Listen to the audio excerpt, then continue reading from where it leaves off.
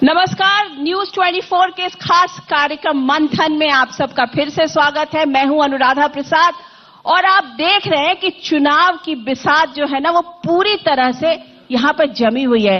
इस हॉल में जो भीड़ है वो इस बात को बता रही है कि यूपी का चुनाव कितना और कितना महत्वपूर्ण है। तो मेरे साथ इस खास कार्यक्रम में आज हैं समाजवादी पार्टी के नेता, पूर्व मुख्यमंत्री अखिलेश यादव जी। अखिलेश जी, आपका बहुत बहुत स्वागत है। मैं देख रही हूँ भीड़ काफी आई हुई है, धक्का मुक्की करके आई हुई है। मैं धन्यवाद देता हूं आपको, क्योंकि आपके कार्यक्रम की वजह से सब लोग हैं। तो क्या कहा जाए, ये नई सपा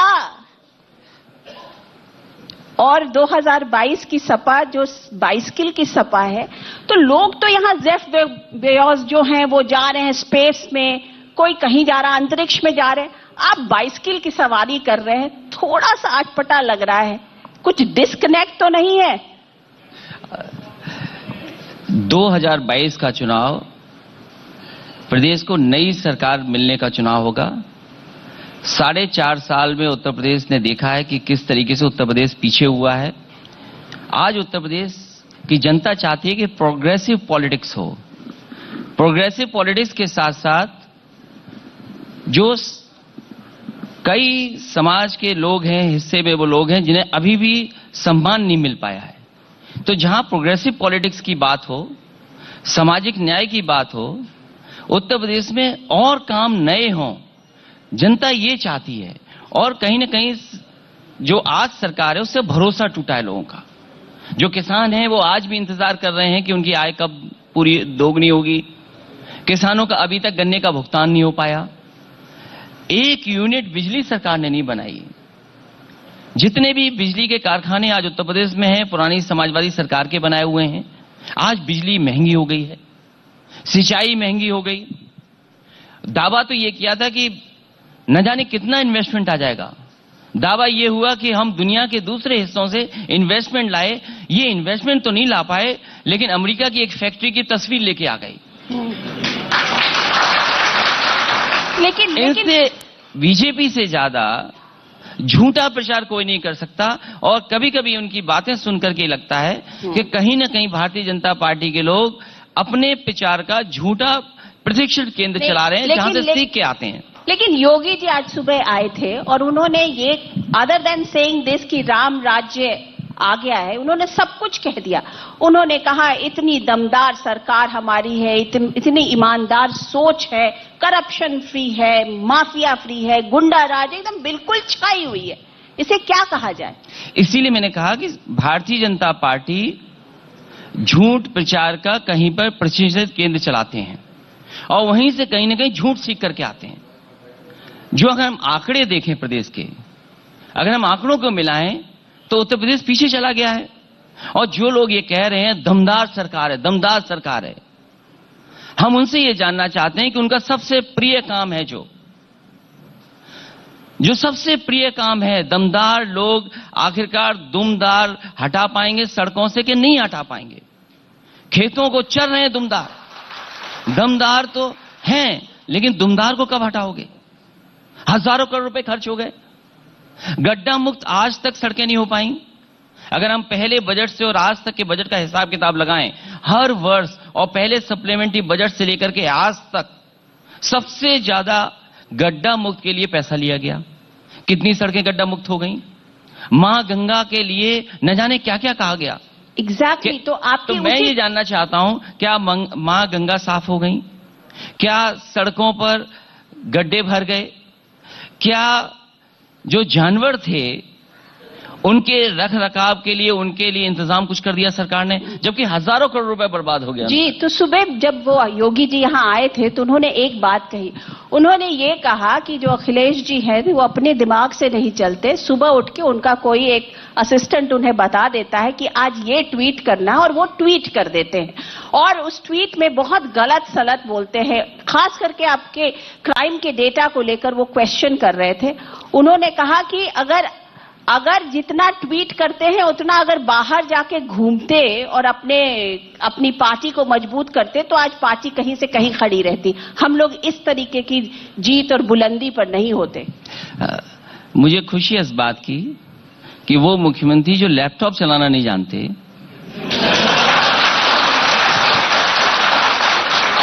कम से कम ट्वीट तो पढ़ रहे हैं। और अगर ट्वीट पढ़ रहे होंगे तो कहीं ना कहीं सुधार लाएंगे।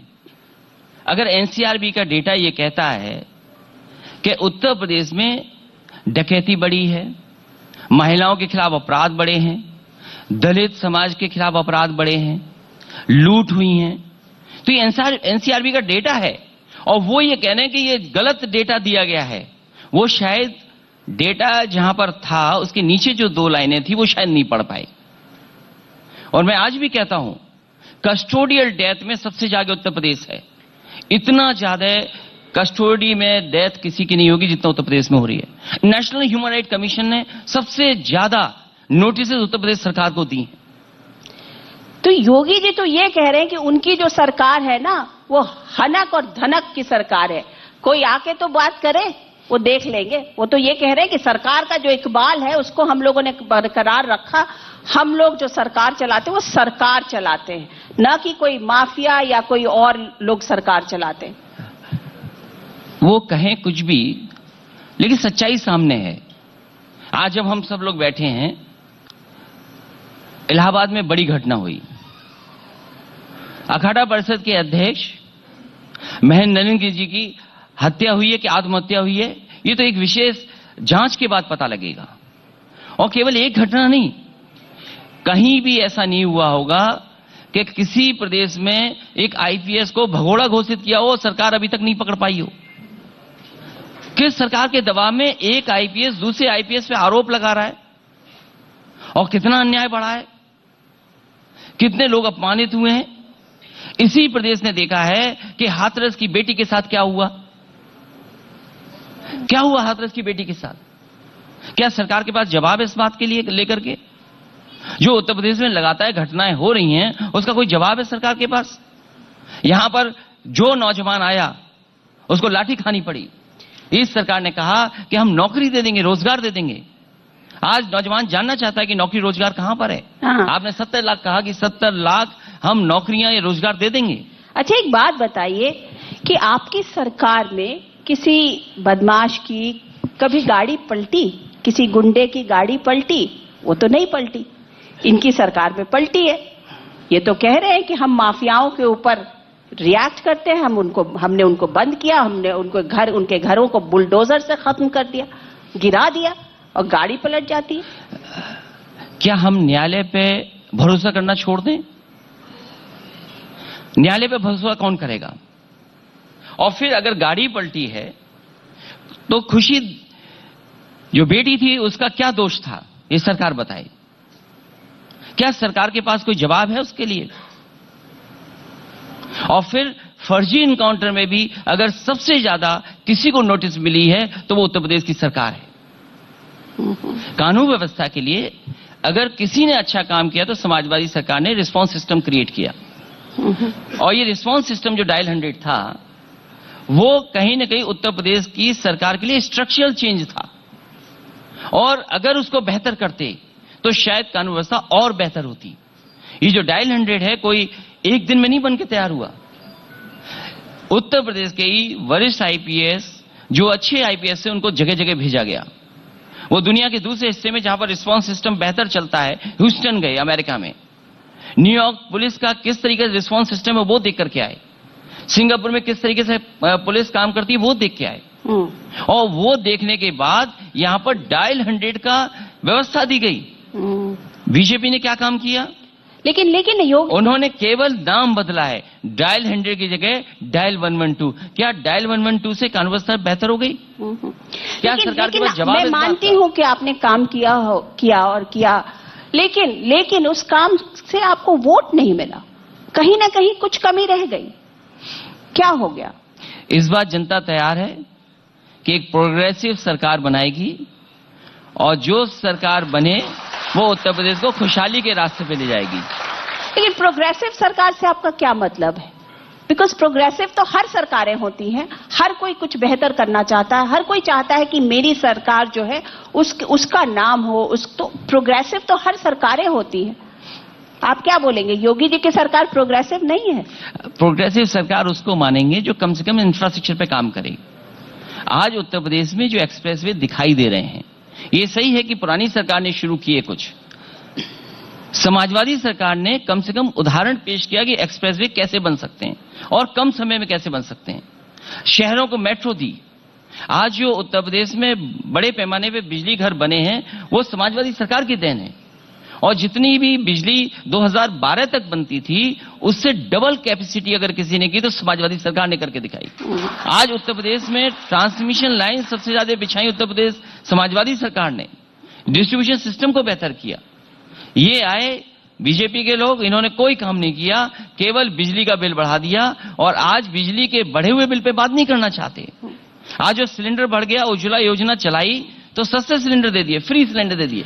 चलिए देखिए, ये सिलसिला ना अखिलेश जी तो चलता रहेगा, वो कहेंगे हम बेहतर, मेरी कमीज ज्यादा अच्छी, मेरी कमीज ज्यादा सफेद, ये सब चलता रहेगा। लेकिन एक बात बताइए कि अब इलेक्शन के मोड में यूपी के आ चुका है और यहां पर अब सरकार बननी है, और ये 6 महीना पहले ही आगाज हो गया है पूरे के पूरे इलेक्शन का। अब परम्यूटेशन कॉम्बिनेशंस बहुत बन रहे हैं, तो एक सरकार बनाने के लिए जितना परसेंटेज ऑफ वोट चाहिए वो कम से कम 35% तो चाहिएगा, आप अगर आपकी सरकार बनती है। मैं ये समझना चाहूंगी कि आप वो कहां से लेके आएंगे, कहां पर रुक रहे हैं आपकी, और क्या क्या प्रॉब्लम्स हैं, कौन से ऐसे धड़ा हैं जो आपके साथ आए जिनको आप आमंत्रित करना चाहते हैं, तो वो कौन सी डील, क्या हो रहा है, क्या कैसे होगा? समाजवादी पार्टी की कोशिश होगी उत्तर प्रदेश के जो छोटे दल हैं उनको साथ लाने की, और कई दलों के साथ समाजवादी पार्टी की बातचीत हुई है। बहुत जल्दी जानकारी मिलेगी किन पार्टियों के साथ गठबंधन आने वाले समय में होने जा रहा है। लेकिन जो अभी देखा जा रहा है कि जो अदर बैकवर्ड कास्ट है वो छिटक गया, वो आज राजभर बन गए हैं, निषाद बन गए हैं, आज अपनी दल बन गया, तो वो सारा जो कॉम्बिनेशन जो कंसोलिडेटेड शायद कभी आपके पास था या आप समाजवादी पार्टी के पास था, वो अब छिटक चुका है। उसको आप कैसे वापस ला रहे हैं, क्या लाएंगे? इसीलिए शुरुआती समय पे मैंने कहा कि उत्तर प्रदेश की जनता प्रोग्रेसिव गवर्नमेंट चाहती है, दूसरी वो सरकार चाहती है जो सामाजिक न्याय के रास्ते पे चले, और मुझे खुशी है इस बात की देखिए कि समाजवादी पार्टी आने वाले समय में जो हर समाज के मुद्दे हैं उन मुद्दों को लेकर के जनता के बीच में। चलिए हम एक एक करके नाम गिनाते।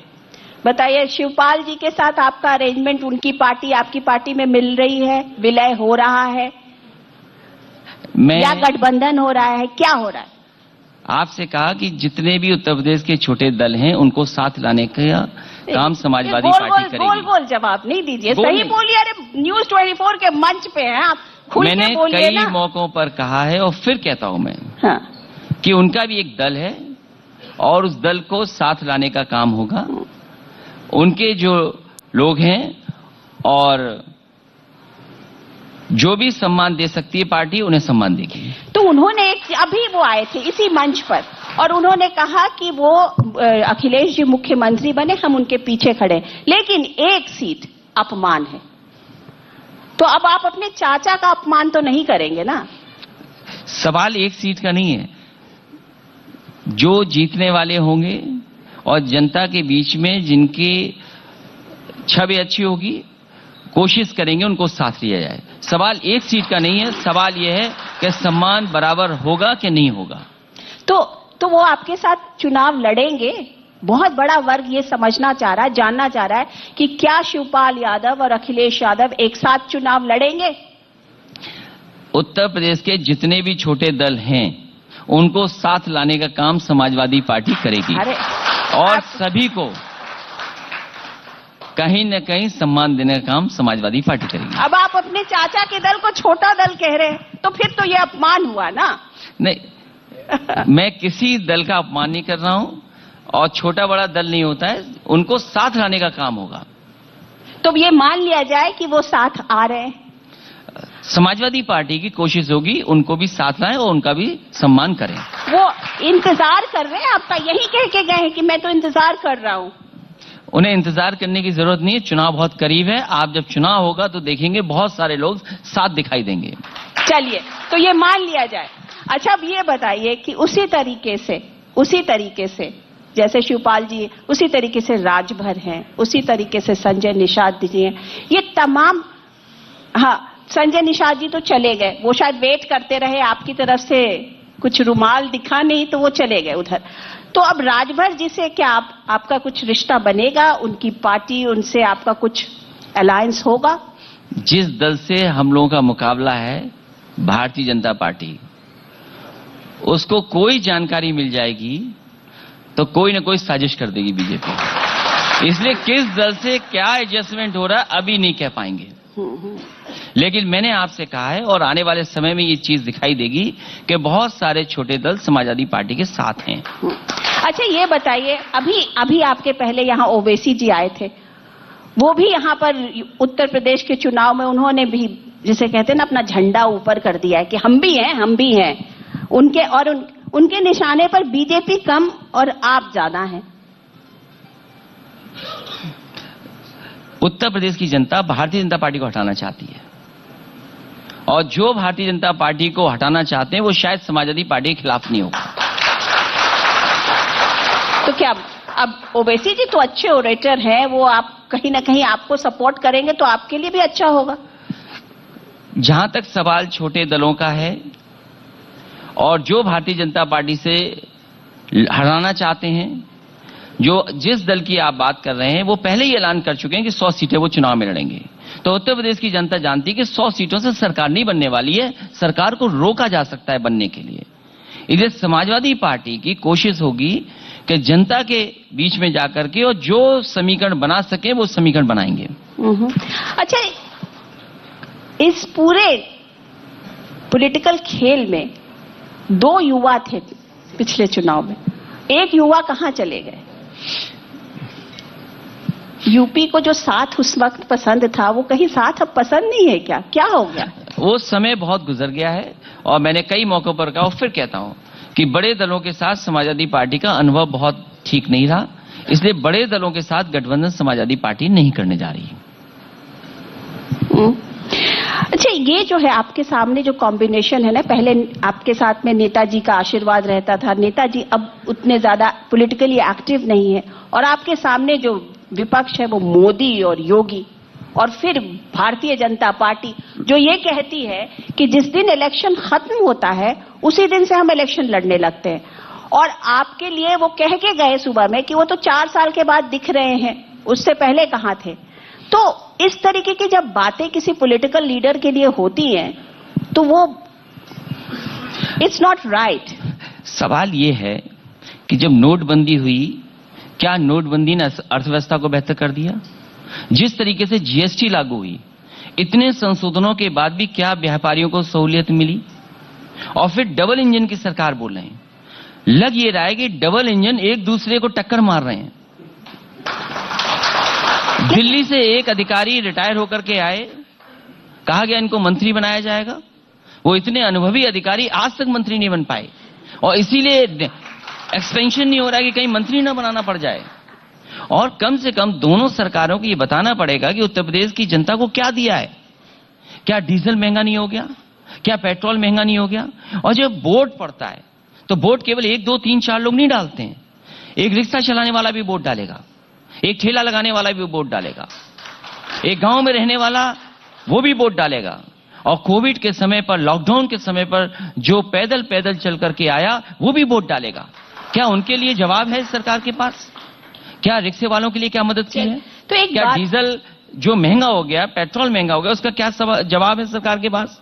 जो उज्ज्वला योजना थी, जिसकी वजह से माताओं बहनों ने मतदान कर दिया और इतने बड़े पैमाने पर सिलेंडर बांटे गए, आज सिलेंडर क्या भराए जा रहे हैं? अब तो नाम ही बदल देना चाहिए। लेकिन डायरेक्ट बेनिफिशियरीज जो हैं उनको पैसा जा रहा है उनके खातों में, उनको अनाज मिल रहा है। पूरे कोविड के प्रोसेस में, पूरे टाइम में लोगों को अनाज मिला है। इसको डिनाई नहीं कर सकते। तो कम से कम भारतीय जनता पार्टी ये बताए कि जो गरीबों को अनाज मिल रहा है वो चुनाव के बाद भी मिलता रहेगा। क्या अनाज केवल चुनाव तक है? और जहां तक डीबीटी सिस्टम की बात है, डायरेक्ट बेनिफिट ट्रांसफर सिस्टम की बात है, ये सबसे पहले इंट्रोड्यूस अगर किसी ने किया था तो उत्तर प्रदेश की सरकार समाजवादी पार्टी ने इंट्रोड्यूस किया था। और अगर कोई डायरेक्ट बेनिफिट ट्रांसफर सिस्टम से ही वोट मिल रहे हैं तो समाजवादी पार्टी ने तो फ्री लैपटॉप दिया, समाजवादी पेंशन दी, कन्या विधवा दिया, और अगर इनकी बेनिफिट स्कीम कोई फायदेमंद है तो उससे बेहतर स्कीम लाने का काम समाजवादी लोग करेंगे। और 500 रुपए ये पहले समाजवादियों ने दिया, ऐसा नहीं है। उत्तर प्रदेश में अगर किसान सम्मान निधि से 500 रुपया महीना आ रहा है, हमारे किसान को सोचना चाहिए कि उनकी पैदावार की आय दोगुनी का वादा हुआ था। डीजल महंगा होने से, पेट्रोल महंगा होने से, सिलेंडर महंगा होने से आखिरकार सरकार कितना मुनाफा कमा रही है, और जो मुनाफा कमा रही है वो आखिरकार मुनाफा जा कहां रहा है? तो अगर डीबीटी सिस्टम से ही वोट मिल रहा है तो समाजवादी पार्टी पीछे नहीं हटेगी। समाजवादी पार्टी भी गरीबों के लिए बेहतर स्कीम लेकर के आएगी। अच्छा, ये बताइए कि पश्चिम में उत्तर प्रदेश बहुत ही वॉलेटाइल है, अभी किसान जो है वो बैठे हुए हैं, सड़कों पे हैं। अब सब ये एक्सपेक्ट कर रहे हैं कि अखिलेश यादव की समाजवादी पार्टी और जयंत चौधरी की आरएलडी, उनका गठबंधन होना है, लेकिन आप दोनों चुप हैं। आपको नहीं लगता कि अब पहले ही बता दें तो लोग जो हैं वो सब साथ में हो जाएंगे? आप लोग दोनों चुप हैं, एक दूसरे की तरफ देख रहे हैं, डिसीजन नहीं हो रहा है। अगर लास्ट मिनट पे डिसीजन लेंगे तो आपको नहीं लगता उसका इंपैक्ट उस तरीके से नहीं पड़ेगा पूरे किसानों के ऊपर? इस बार भारतीय जनता पार्टी का सफाया वहीं से शुरू होगा और बलिया आते आते तक भारतीय जनता पार्टी का पता नहीं लगेगा। आप हर चीज को छुपा के बोल रहे हैं, क्लियर कट बोल दीजिए, हमारा आरएलडी के साथ अलायंस होना है। आरएलडी के साथ अलायंस समाजवादी पार्टी का होगा। और बहुत जल्दी जानकारी सभी लोगों को मिल जाएगी कि आरएलडी और समाजवादी पार्टी का क्या अलायंस है। अलग अलग लड़ेंगे, साथ चुनाव लड़ेंगे, कैसे करेंगे, ये नीति-ग्रिटी सारी कुछ बात हो गई। आरएलडी पहले भी समाजवादी पार्टी और आरएलडी का गठबंधन था लोकसभा में। आने वाले समय में विधानसभा का चुनाव होने जा रहा है, उसमें भी दोनों पार्टियां साथ लड़ेंगी। इसके साथ साथ और भी दल हैं, महान दल है, संजय चौहान, डॉक्टर संजय चौहान का दल है, और भी दलों से बातचीत हो रही, वो भी साथ आएंगे समाजवादी पार्टी के साथ गठबंधन में। आने वाले चुनाव में सब मिलकर के लड़ेंगे। तो सीट की शेयरिंग वगैरह सब पे बातचीत हो गई है या इट्स लिटिल अर्ली? वो अभी नहीं बताएंगे, लेकिन लगभग बहुत कुछ चीजें फाइनल हो चुकी हैं। चलिए, तो ये खबर हम दे दें, ब्रेकिंग न्यूज दे दें कि आपका और आरएलडी का अलायंस हो गया। समाजवादी पार्टी और आरएलडी का अलायंस होगा। फिर आप होगा बोल रहे।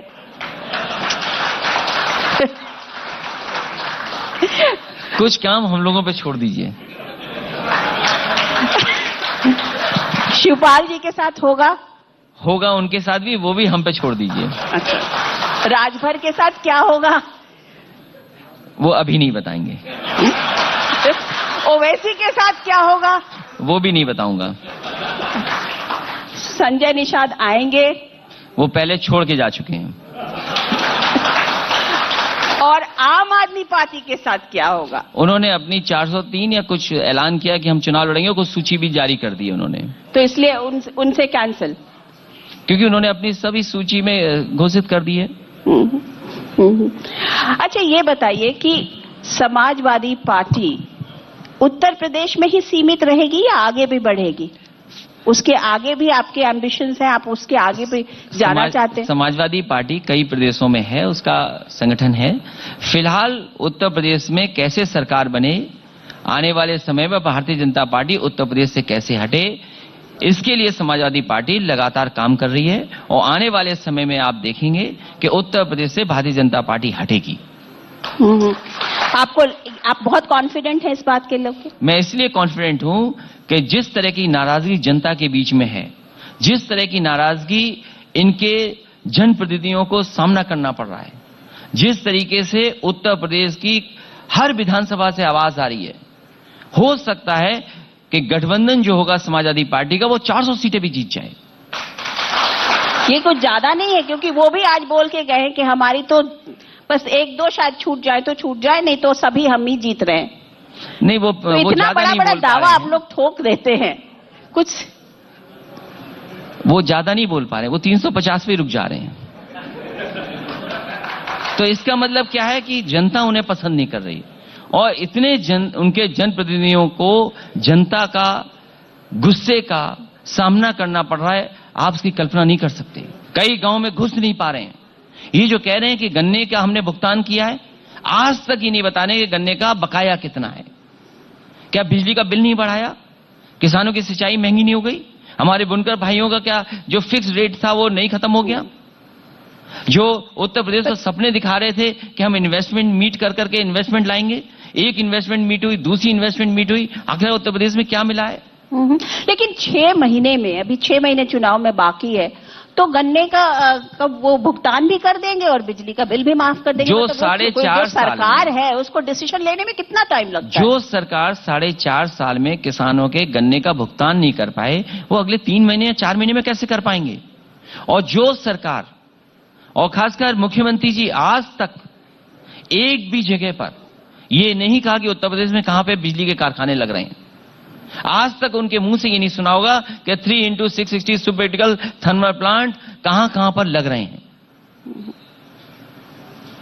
तो जो बिजली नहीं दे सकते, जो बिजली बन रही थी उसको पूरा नहीं कर सकते, वो केवल बिजली का बिल बढ़ा सकते हैं। और बिजली का बिल बढ़ने से केवल किसान तकलीफ में नहीं है, हमारे जितने कारोबारी वो तकलीफ में है। आखिरकार बिजनेस कैसे होगा? अच्छा ये बताइए कि आप लोग सडनली बहुत सोशल मीडिया पर बहुत एक्टिव हो गए हैं, इसकी क्या जरूरत पड़ी? वो सोशल मीडिया पे समाजवादी पार्टी पहले से थी, लेकिन दिखाई कम दे रहे थे। इस बार दिखाई ज्यादा दे रहे हैं। क्यों? और कम से कम मुकाबला कर रहे हैं बीजेपी के झूठ का। जो बीजेपी के लोग झूठ फैलाते थे, कम से कम उसका मुकाबला कर रहे हैं, इसलिए समाजवादी पार्टी दिखाई दे रही है। उत्तर प्रदेश में बात हो, लखनऊ में बात हो और हिंदुत्व में बात ना हो, ये पॉसिबल नहीं है। भारतीय जनता पार्टी से और के नेताओं से हमें नहीं सीखना है कि हम हिंदू हैं कि नहीं हैं, और ना वो हमें सिखा सकते हैं कि हम हिंदू के रास्ते पे चलें कि ना चलें। हम उनसे बड़े हिंदू हैं, वो कहें कि हम हिंदू नहीं हैं। उत्तर प्रदेश की जनता, देश की जनता सेकुलर पॉलिटिक्स चाहती है। उत्तर प्रदेश की जनता सोशलिस्ट पैटर्न पे फैसले हों, ये नहीं हो कि कुछ लोगों के पास सब कुछ बन जाए। क्या उत्तर प्रदेश की जनता ये स्वीकार करेगी कि एयरपोर्ट बिक रहे हैं, हवाई पट्टी जो अभी पूरी नहीं उनको बेचने की तैयारी हो रही? लेकिन एक तो मानेंगे ना कि राम मंदिर का शिलान्यास बीजेपी की सरकार ने किया, मोदी जी, योगी जी सब वहां प्रेजेंट थे, सब उन्होंने किया, तो इसे तो आप मानेंगे ना? जो मंदिर बनने का फैसला आया वो सुप्रीम कोर्ट का फैसला है, और सुप्रीम कोर्ट के फैसले की वजह से मंदिर बन रहा है। ये बीजेपी या सुप्रीम कोर्ट के फैसले से बन रहा है, ये पूरे देश की जनता जानती है। एक बात बताइए कि आप प्रोग्रेसिव गवर्नमेंट या प्रोग्रेसिव पॉलिटिक्स की बात कर रहे हैं कि उत्तर प्रदेश की जनता प्रोग्रेसिव गवर्नमेंट चाहती है, लेकिन अभी जो देखा जा रहा है वो तो सिर्फ कास्ट के दौर में देखा जा रहा है कि ये कास्ट है, ये कास्ट है, ये कास्ट है। मतलब उत्तर प्रदेश की पॉलिटिक्स जो है वो कास्टिस्ट पॉलिटिक्स हो गई है, बिल्कुल कास्ट बेस्ड, बिल्कुल खांटी। उत्तर प्रदेश की जनता इस बार जाति से उठ करके ऊपर और धर्म से ऊपर उठ करके वोट करने जा रही है। इतनी बेरोजगारी कभी नहीं हुई होगी। पूरे उत्तर प्रदेश में देख लीजिए, गांव गांव में बेरोजगारी फैल गई है। आज पढ़ने लिखने वाला नौजवान, डिग्री हासिल करने वाला भी नौकरी नहीं पा सकता। इतने पढ़े पाने पे बेरोजगारी है, क्या काम करेगी? आप इतने कॉन्फिडेंस से कह रहे हैं कि इनको हटाने का काम करेगी, कैसे? मतलब किसी को भी ये समझ में नहीं आ रहा है, क्योंकि अंदर में ऐसा लगता नहीं है कि आपकी पार्टी इस तरीके से जीत के आएगी। लोग कहते हैं, जो एनालिस्ट हैं वो ये कह रहे हैं कि करेगी अच्छा, शायद 100 सीट ले आए, क्योंकि इस तरीके की बातें जब हो रही है तो कहीं ना कहीं कुछ तो होगा, ऐसा तो है नहीं कि नहीं होगा। मुझे नहीं पता कौन से एनालिस्ट क्या कह रहे हैं, कौन सा चैनल क्या कह रहा है, लेकिन जनता के बीच में जाकर के जब देखते हैं तो जनता मन बना करके बैठी है कि भारतीय जनता पार्टी को हटाएंगे। चलिए, अच्छा ये बताइए कि अभी तो काफी टेंशन में आप होंगे, हैं? चुनाव है, उसमें भी योगी, मोदी, पूरी भारतीय जनता पार्टी की इलेक्शन मशीनरी, इतना बड़ा महकमा, इतना लंबा चौड़ा उनका जो पूरा वर्ल्ड की नंबर 1 पार्टी है, उससे आपको लड़ना पड़ रहा है। मुझे टेंशन इसलिए नहीं है कि आज भी मुख्यमंत्री जी शिलान्यास का शिलान्यास वही कर रहे हैं जो समाजवादी पार्टी के काम थे। आज भी वही मेट्रो बता रहे हैं जो समाजवादियों ने शुरू की थी। आज भी वही एम्बुलेंस काम कर रही है जो समाजवादी सरकार ने शुरू की थी। डायल 100 जो डायल 112 हो गया है, वही समाजवादी सरकार का काम शुरू हुआ है। ये जो सड़कों का जाल बिछ गया था, जो सरकार गड्ढे न भर पाए, उस सरकार से क्या उम्मीद करोगे? क्या उत्तर प्रदेश की जनता वो भूल जाएगी कि मां गंगा में कितनी लाशें बह रही थी? और जब लाशों के बारे में पूछा गया सरकार से, बीजेपी से पूछा गया कि ये लाशें कैसे बह रही हैं, लेकिन बीजेपी के लोग कहते हैं कि सब बिहार से आ रही हैं। सोचो, भारतीय जनता पार्टी इस पैमाने पे झूठ बोल सकते हैं। लेकिन कुछ तो मानेंगे, विंध्यवासिनी में कॉरिडोर बन गया, बाबा विश्वनाथ में कॉरिडोर बन गया, जो मतलब ऐसा नहीं है कि कुछ काम नहीं हुआ है। ये और आप ही एक बात कह रहे हैं कि हमने इतना सब कुछ किया और जीत गई भारतीय जनता पार्टी। तो फिर ये जो उद्घाटन हुआ है वहां पर रोपवे का, वो भारतीय जनता पार्टी की देन नहीं है। मिर्जापुर के लोग जानते हैं, आसपास के लोग जानते हैं, अगर रोपवे किसी ने बनाया है उस जगह पर, मंदिर के स्थान पर, वो समाजवादी सरकार ने बनाया है। अच्छा अखिलेश जी, भारतीय जनता पार्टी बहुत बड़ी पार्टी है और बहुत पैसे वाली पार्टी है, बहुत। अब आप उनसे कैसे लड़ेंगे? बिकॉज आज की डेट में तो राजनीति करने के लिए पैसा भी चाहिए। जनता का समर्थन ही बहुत बड़ा काम करेगा। जनता का समर्थन समाजवादियों के साथ है। नहीं, ये देखिए बोलने वाली बात है, but you would need money, आपको पैसे की जरूरत पड़ेगी। समाजवादी पार्टी का चुनाव माना जाए कि आपके पास समाजवादी नहीं है? समाजवादी पार्टी का चुनाव चिन्ह साइकिल है। साइकिल में न डीजल की जरूरत है, न पेट्रोल की जरूरत है।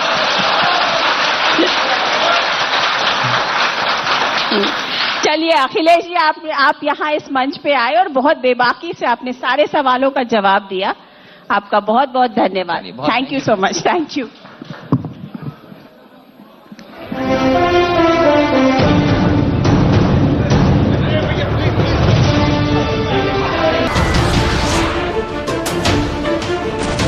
नमस्कार, मैं हूं मानक गुप्ता।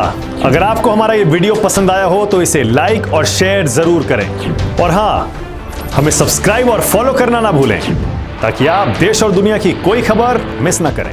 तो जुड़े रहिए हमारे साथ और देखते रहिए न्यूज़ 24।